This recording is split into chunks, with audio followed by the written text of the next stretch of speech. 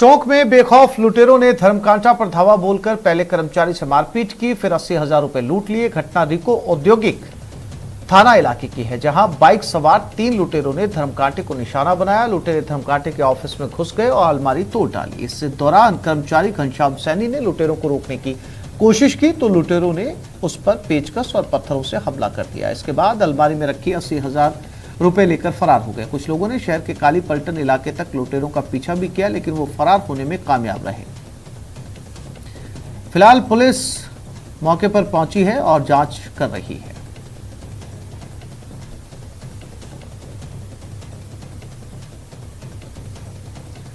तो ये टोंक की घटना है, जहां पर एक धर्मकांटे को निशाना बनाया गया। 80,000 रुपए इस धर्मकांटे पर काम करने वाले शख्स से छीने गए और ताज्जुब की बात यह है कि इसका भीड़ ने पीछा भी किया, लेकिन लुटेरे भागने में कामयाब हो गए। फिलहाल पुलिस के हाथ खाली है। पुलिस मौके पर मुआयना कर रही है और आगे जांच शुरू कर दी गई है। बता रहा था मेरे पेचकस की मारी और अंदर घुस गए और फिर मैंने पुलिस को सूचना करी। उस टाइम पुलिस आ गई थी, टेंट वेंट और की सारी जब से लगे हुए पुलिस कार्रवाई में लगी हुई है। सीसीटीवी फुटेज वगैरह लगे हुए नहीं हैं? सीसीटीवी नहीं लगे हुए। किस तरह का क्या है, काय की दुकान है, क्या है? ये धर्मकांटा है। आगे भी ऑफिस है कोई? जी, किसका ऑफिस है? वो दलाल का ऑफिस है। उसमें ताले टूटे हैं। कितने पैसे गए थे? हमारे तो करीब 80-85,000 रुपये, 85-84 के आसपास गए। फिंगरप्रिंट मिले हैं, उसमें अलमारी पर निशान है। तो मूवी टीम ने आके फिंगरप्रिंट लिए, एफएसएल टीम ने भी हमारे को बताया। और यहाँ जो जूतों की निशान थी इसके पास आए हैं। कितने की लूट है? 80,000 रुपये की बताया। जल्द पकड़े जाएंगे। हाँ, ये लोकल आदमी, ये लोकल भाषा के आदमी थे और डाउटफुल एक कोई मोटरसाइकिल आई है, उसका कर रहे हैं प्रयास। बिल्कुल काली पलटन तक का जो पीछा भी किया था, एक मोटरसाइकिल में 3 व्यक्ति सवार थे, उसका जो प्रयास चल रहा है। बाकी सीसीटीवी फुटेज दिखा रहे हैं, उससे जो प्रयास है। कोटा में बदमाशों के हौसले बुलंद होते जा रहे हैं। सबसे ज्यादा आतंक चैन स्नेचर का देखा जा रहा है। यहां भीमगंज मंडी इलाके से जो तस्वीरें सामने आई है वो हैरत में डालने वाली हैं। घर के बाहर घूम रही एक महिला के पीछे लुटेरा पड़ा और गले से चेन लूटने की कोशिश की, लेकिन महिला के चिल्लाने पर लुटेरा नाकाम हो गया और उसे भागना पड़ा।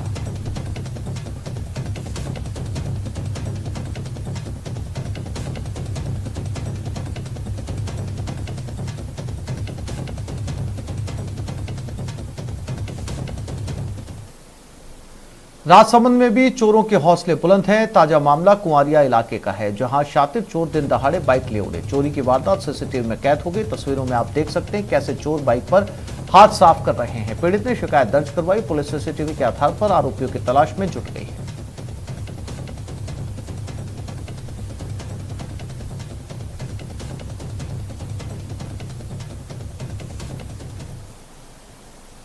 नागौर शहर में एक विवादित जमीन पर पुलिस जब तारबंदी का काम रुकवाने पहुंची तो वहां मौजूद लोगों ने पुलिस पर ही दबंगई दिखा दी और पुलिस को धौंस दिखाने लगे। तब हेड कांस्टेबल को पिस्तौल निकालनी पड़ी, जिसके तुरंत बाद ही दबंगइयों के तेवर नरम पड़ गए, जिसका वीडियो इन दिनों सोशल मीडिया पर वायरल हो रहा है। बता दें कि बीकानेर रोड पर करोड़ों रुपए की जमीन को लेकर विवाद चल रहा है। जिला प्रशासन को इसकी शिकायत हुई कि गुर्जर जमीन को फर्जी तरीके से खातेदारी में दर्ज करवाकर करोड़ों की जमीन हड़पी जा रही है, जिस पर तहसीलदार ने मौके पर जाकर काम रुकवाया। लेकिन 7 जुलाई इस जमीन पर तारबंदी और पट्टियां रोपने का काम फिर से शुरू कर दिया गया।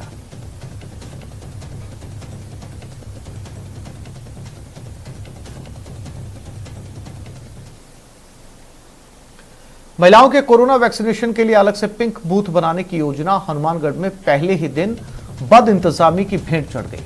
नौबत यहां तक आ गई कि पहले दिन पिंक बूथ पर वैक्सीनेशन बंद करना पड़ा।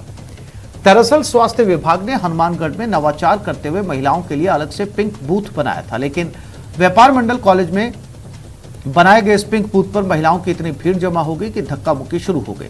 सोशल डिस्टेंसिंग की तो बात ही छोड़ दीजिए, ऐसी भीड़ जमा हो गई कि महिलाएं एक दूसरे के ऊपर गिरने लगी। हद तो तब हो गई जब मौके पर मौजूद पुलिस वाले भी महिलाओं की भीड़ में फंस गए। माहौल खराब होता देख सीएमएचओ डॉक्टर नवनीत शर्मा ने वैक्सीनेशन बंद करवा दिया। वहीं महिलाओं ने टीकाकरण में भेदभाव का आरोप लगाया है।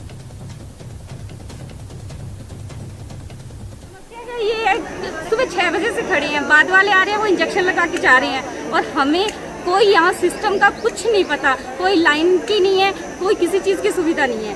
कब टोकन किस तरीके से चोरी चोरी बांट दिए जा रहे हैं, कुछ नहीं पता। हर इंसान को ज़रूरत है आज इंजेक्शन की। तो ये तो नहीं है ना कि आपका स्टाफ है तो ये कि आप अपनी मर्जी से चलाओगे। ये भी थोड़ी मैनेजमेंट की थोड़ी कमी है, इसका भी सुधार किया जाए, क्योंकि पहला सेंटर था, ये स्कूल वाले भी नए थे, तो प्रथम बार में हो सकता है मैनेजमेंट को भी थोड़ा संभाल नहीं पाए हैं। तो देखते हैं, अब पिंक बूथ वाली जो हमारी वो थी, इसको हम आगे जारी तो रखेंगे, लेकिन प्रॉपर व्यवस्था के साथ कर रहे हैं। और अब बात इंसानियत को शर्मसार करने वाली खबर से, जो कि पाली से है, जहां एक अस्पताल ने गर्भवती महिला को इलाज करने की बजाय अस्पताल से बाहर निकाल दिया। ये मामला रोहट उपखंड के चेंडा प्राथमिक स्वास्थ्य केंद्र पर एक गर्भवती को इलाज करने की बजाय उसे अस्पताल से बाहर निकालने का है। और तो और दूसरी जगह इलाज करवाने को कहा गया। हद तो तब हो गई जब अस्पताल प्रशासन ने अस्पताल की लाइट्स भी बंद कर दी। खबरों के मुताबिक 7 महीने की गर्भवती को जब प्रसव पीड़ा होने लगी तो उसके जेठ ने उसे चेंडा के प्राथमिक स्वास्थ्य केंद्र लेकर गया, लेकिन धरती के भगवान कहे जाने वाले डॉक्टर ने गर्भवती महिला का इलाज करने की बजाय उन्हें अस्पताल से बाहर निकालते हुए अस्पताल की लाइट्स बंद कर दी। पीड़िता के जेठ धनाराम ने आरोप लगाया कि चेंडा अस्पताल में उन्हें एम्बुलेंस की व्यवस्था करने तक की भी रुकने नहीं दिया गया और उन्हें अस्पताल से बाहर निकालते हुए अस्पताल की लाइटें बंद की गई। इस मामले में चेंडा के डॉक्टर जगदीश पटेल ने बताया कि अस्पताल में प्रसव कराने की व्यवस्था नहीं है, इस कारण से महिला को पाली रेफर कर दिया गया और अस्पताल में मरीज नहीं होने के चलते लाइटें बंद की गई थी।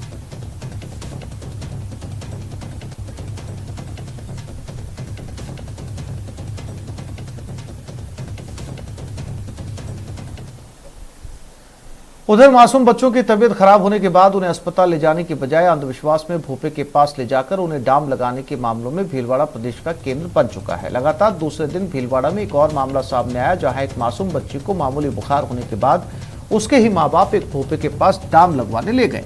ये घटना भीलवाड़ा के रायपुर क्षेत्र के कूट गाँव की है, जहाँ डाम लगवाने से 2 साल की बच्ची की तबीयत बिगड़ गई।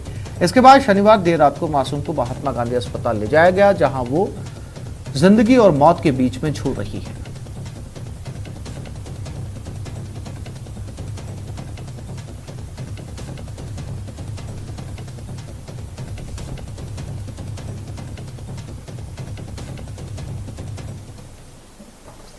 झुंझुनू के मंडावा रोड पर गाड़जी के पास 2 जीपों के आमने सामने टक्कर हो गई। टक्कर इतनी जबरदस्त थी कि दोनों गाड़ियां 500 मीटर घसीटती हुई चली गई। सड़क दुर्घटना में 3 लोगों की मौत हो गई, जबकि हादसे में 3 लोग गंभीर रूप से घायल हैं, जिन्हें बीडी के अस्पताल में भर्ती करवाया गया। पुलिस ने मृतकों के शवों का पोस्टमार्टम करवाकर परिजनों को सौंप दिया है। चारों व्यक्ति कानसूजिया का बास के रहने वाले हैं। सभी एक बारात से वापस आए और गांव जा रहे थे।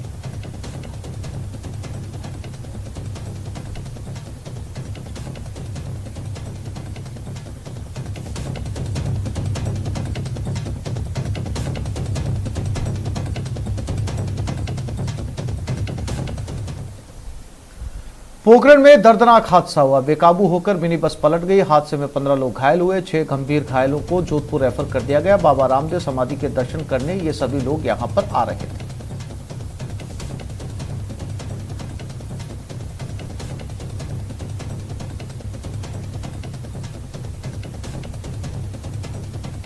जो है डिस्ट्रिक्ट कंट्रोल रूम से इतला मिली कि भाई अल्लवा गांव से आके यात्रियों से भरी हुई बस पलटी खा गई है। तो जिस पर मैं डीओ होने के नाते सीएचसी पहुंचा, वहाँ 1 दर्जन से अधिक लोग घायल हुए। 6 को जोधपुर रेफर किया गया, बाकी का इलाज जो कंटिन्यू जारी है। हादसा होने का कारण क्या बता रहे सर? हादसा होने का कारण जो बस का पीछे का टायर था वो नष्ट हो गया, इसलिए बस संतुलन खो गया। भरतपुर के नेशनल हाईवे 21 पर भीषण सड़क हादसा हुआ। हाईवे पर एक ट्रक अनियंत्रित होकर पलट गया, जिसमें ट्रक चालक की मौके पर ही मौत हो गई। ट्रक जयपुर से आगरा की ओर जा रहा था। मिली जानकारी के अनुसार ट्रक का परिवहन विभाग की गाड़ी पीछा कर रही थी, जिसके कारण चालक ने ट्रक की स्पीड तेज कर दी और ट्रक अनियंत्रित होकर रोड पर पलट गया। ट्रक में प्लास्टिक का दाना लोड था। घटना के बाद आक्रोशित लोगों ने हाईवे को जाम कर दिया। घटनास्थल पर 2 घंटे तक पुलिस नहीं पहुंची।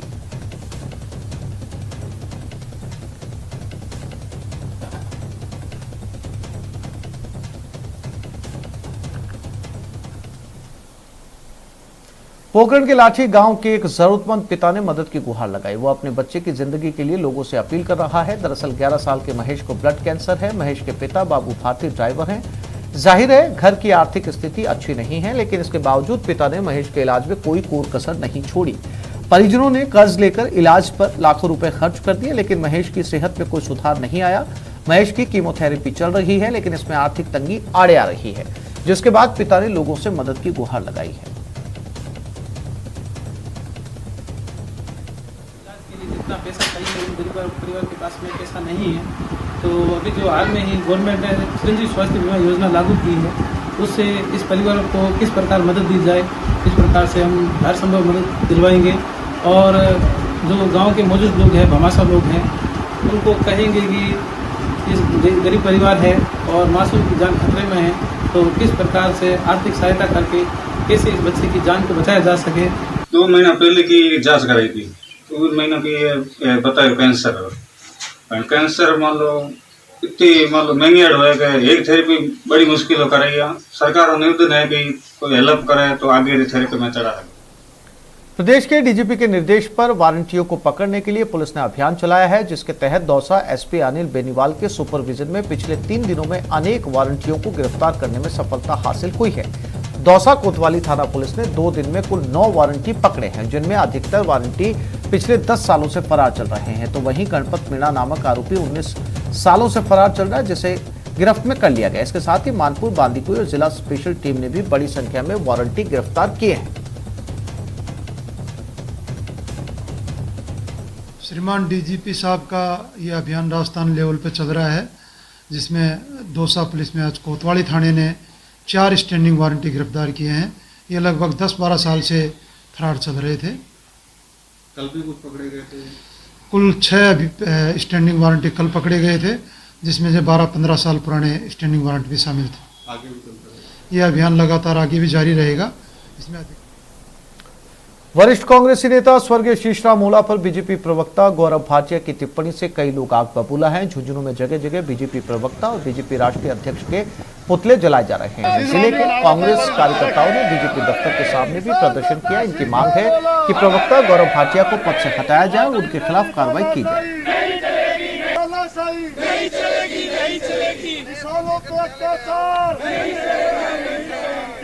विस्तार में भारतीय जनता पार्टी के राष्ट्रीय प्रवक्ता गौरव भाटिया ने जिस अंदाज में भारतीय राजनीति और लोकतंत्र का माहौल उड़ाया है, उन्होंने माननीय पद्मश्री शीशराम जी ओला के लिए कहा कि 85 साल की उम्र में डॉक्टर मनमोहन सिंह जी ऊर्जा ढूंढ रहे थे, जबकि उनके पुर्जे खिंड गए। मैं माननीय भाटिया जी से और बीजेपी से कहना चाहता हूं कि लोकतंत्र का पाठ मालूम नहीं। भारतीय जनता पार्टी में आज तक कोई नेता पैदा नहीं हुआ। वर्ल्ड बुक ऑफ गिनीज में नाम है शीशराम ओला का, सबसे ज्यादा चुनाव जीते हिंदुस्तान में उसने। कांग्रेस वाले गौरव भाटिया को संवैधानिक विरोध करते हुए और समाज में विरोध प्रदर्शन जारी रहेगा जब तक गौरव भाटिया अपने पद से 4 पत्ते नहीं दे और किसान भाइयों से। बढ़ती महंगाई के खिलाफ कांग्रेस का विरोध प्रदर्शन लगातार जारी है। आज कोटा में कांग्रेस कार्यकर्ताओं ने भैंस के आगे बीन बजाकर महंगाई के खिलाफ अनूठा प्रदर्शन किया। कांग्रेस के जिला अध्यक्ष रविंद्र त्यागी और कांग्रेस नेता अमित धारीवाल के नेतृत्व में कांग्रेस कार्यकर्ता जुटे और केंद्र सरकार के प्रदर्शन में पहुंचे। इस दौरान जायजा लिया हमारे संवाददाता शाकिर अली ने।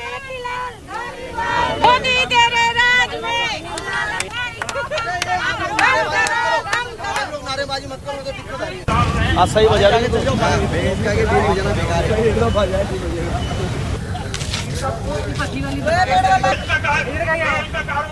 कांग्रेस का महंगाई के खिलाफ विरोध प्रदर्शन लगातार जारी है और आज कोटा में अनूठा प्रदर्शन कांग्रेस कार्यकर्ता कर रहे हैं। तस्वीरें आप देख सकते हैं कि भैंस के आगे बीन बजाई जा रही है और यहाँ पर जिला अध्यक्ष रविंद्र त्यागी, कांग्रेस नेता अमित धारीवाल सहित तमाम जो नेता हैं वो यहाँ पर पहुंचे हैं और महंगाई के खिलाफ जिस तरह से विरोध दर्ज करवाया जा रहा है, पेट्रोल, डीजल और घरेलू गैस सिलेंडर के बढ़ते दामों को लेकर जिस तरह कांग्रेस प्रदेश भर में विरोध प्रदर्शन कर रही है, उसी तरह कोटा में भी लगातार प्रदर्शन किया जा रहा है। मैं बात करने की कोशिश करता हूं, जो यहाँ पर जिला अध्यक्ष और कांग्रेस नेता मौजूद है। जी अध्यक्ष जी, आज भैंस के आगे बीन बजाई जा रही है।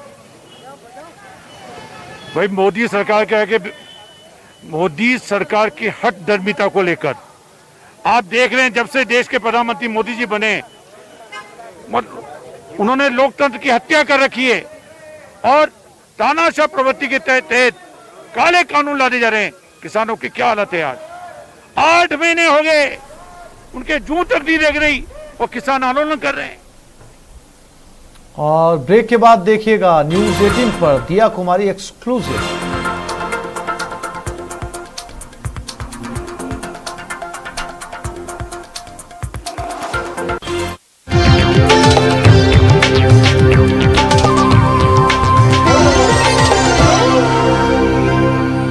राजसमंद सांसद और बीजेपी की महामंत्री दिया कुमारी ने कहा कि केंद्रीय मंत्रिमंडल के विस्तार में युवा चेहरों की भागीदारी से विकास को गति मिलेगी। सांसद ने कोरोना वैक्सीन को लेकर प्रदेश सरकार पर सियासत का भी आरोप लगाया। न्यूज 18 राजस्थान के साथ खास बातचीत में दिया कुमारी ने प्रदेश की कानून व्यवस्था और महिला अपराध के मुद्दे पर भी राज्य सरकार पर जोरदार वार की।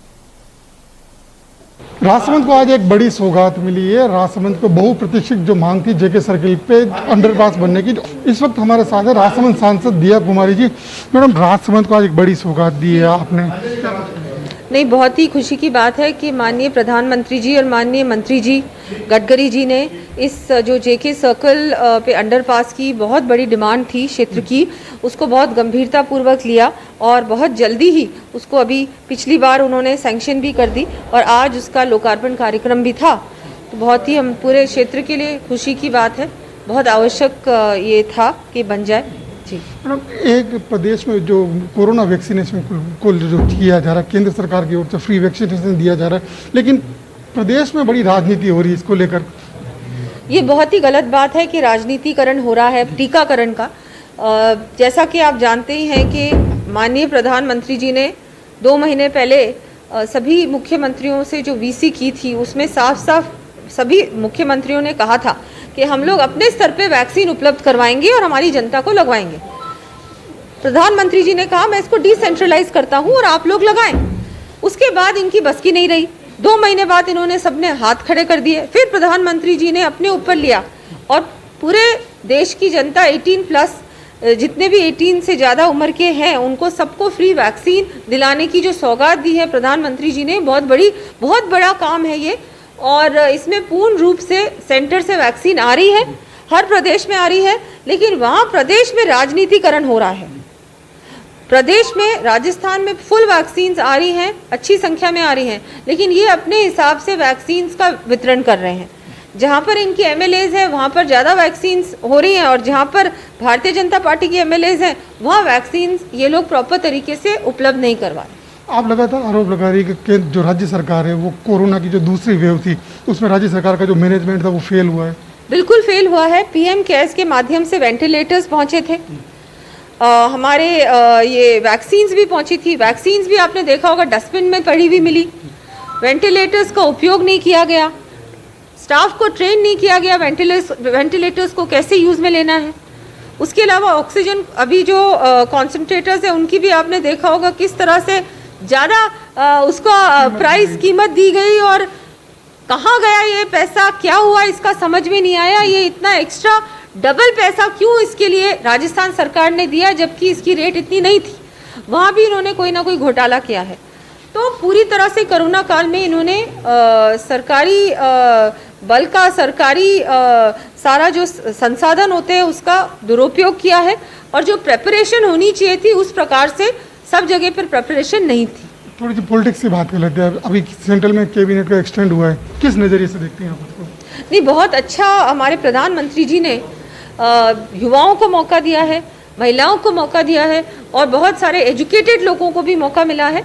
बहुत अच्छा ये जिस तरह से मंत्रिमंडल का इस बार विस्तार हुआ है, बहुत सारे नए चेहरे भी आए हैं, तो बहुत अच्छे संकेत है ये। और अच्छी तरह से हमारे केंद्र सरकार और अच्छी तरह से काम करेगी।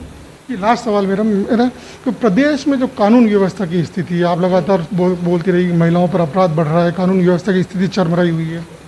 कानून व्यवस्था की स्थिति बहुत ही खराब है। आप सबने देखा होगा महिला सुरक्षा और जिस तरह से एससी वर्ग और एसटी वर्ग के साथ भी जो जितने सारे अत्याचार के मामले सामने आ रहे हैं, हर जिले से कोई ना कोई घटना सामने आ रही है। कहीं रेप्स हो रहे हैं, गैंग रेप्स हो रहे हैं, हमारी बच्चियों के साथ हो रहा है, दुष्कर्म के इतने सारे जो केसेस सामने आ रहे हैं।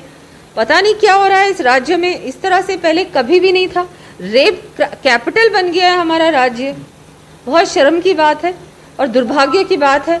और हमारे मुख्यमंत्री, हमारे होम मिनिस्टर भी वही हैं, तो मैं तो उनसे निवेदन करूंगी कि आप थोड़ा सा इस पे बहुत ज़्यादा ध्यान देने की आवश्यकता है और इस पे आप ध्यान दीजिए क्योंकि ये बढ़ता जा रहा है। क्राइम ग्राफ राजस्थान का बढ़ता जा रहा है और महिलाएं बिल्कुल भी सुरक्षित नहीं हैं। चाहे हम सांसद की बात करें, सांसद से लेके नीचे तक एक आम महिला भी सुरक्षित नहीं है। ये बहुत दुर्भाग्यपूर्ण स्थिति है। हमारे राजस्थान ऐसा स्टेट नहीं है, यह हमेशा लोग बहुत ही शांतिपूर्वक रहे हैं, पीस लविंग लोग हैं। लेकिन ये क्या हो रहा है, ये बिल्कुल भी जो सख्ती होनी चाहिए और जिस तरह से सारे कानून बने हुए हैं उनको लागू करना चाहिए पूर्ण रूप से। प्रशासन और पुलिस इनको भी पूरी तरह से ये लोग दुरुस्त करें, इन पे भी बोले कार्रवाई होनी चाहिए, इमीडिएट कार्रवाई होनी चाहिए। ऐसे जितने भी इस तरह के तथ्य हैं उनको पूरी तरह से उसी समय कार्रवाई होनी चाहिए। कि बिल्कुल ऐसे ढीले ढाले तरीके से कार्रवाई करते हैं, कुछ होता नहीं, किसी के अंदर डर ही नहीं रहा। वो सोचते हैं हम कर लेंगे, फिर होगा क्या, कुछ भी नहीं होगा, हम आराम से बच जाएंगे। Thank you ma'am. तो ये थी सांसद दिया कुमारी जी, जिनका कहना है कि प्रदेश में कानून व्यवस्था को अगर दुरुस्त करना है तो कानून का इकबाल बुलंद करना होगा। अलके सनाड, न्यूज़ 18 राजस्थान, राजसमंद।